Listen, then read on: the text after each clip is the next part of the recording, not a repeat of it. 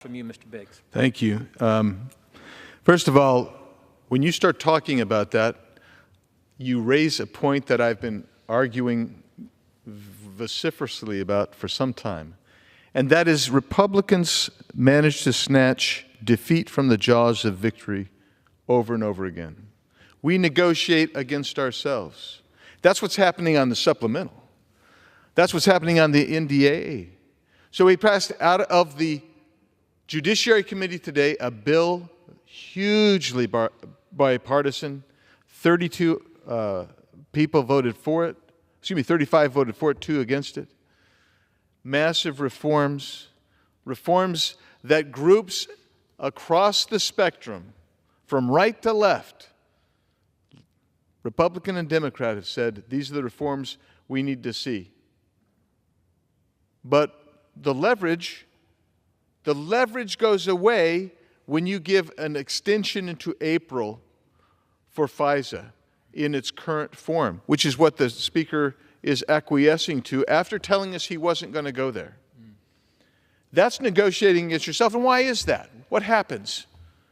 The leverage against the Senate on FISA then goes away. So I was not surprised to know why, when Chairman Turner said, well, he'll let the judiciary bill come to the floor. Why wouldn't he?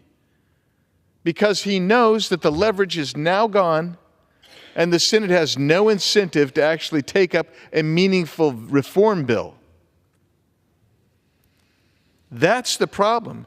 It goes back to the border. The border's the same way. 12,000 people came across yesterday. That was an all-time single-day record. 12,000 people encountered.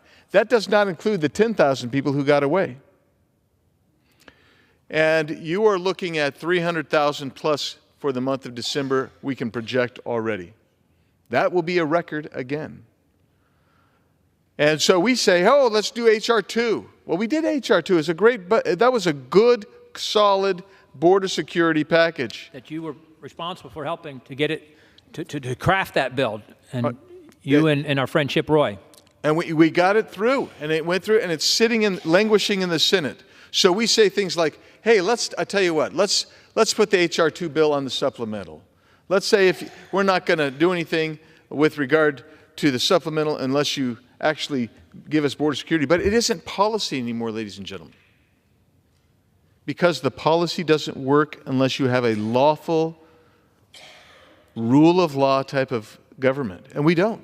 We flat out don't. This administration is lawless. They're not going to follow the law. They're not following the law now.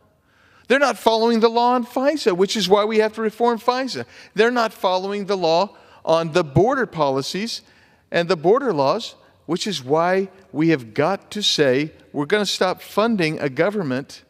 We're going to stop funding a government that is lawless and surveils American citizens, allows us to be overrun. Do you know that in Portland, Oregon,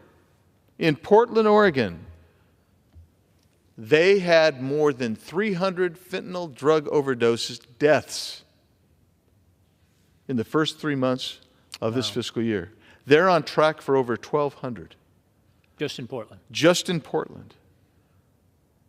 I'm telling you, this is a regime that is okay with dismantling our country. And it's time that we stand up and say no more, no more, no more.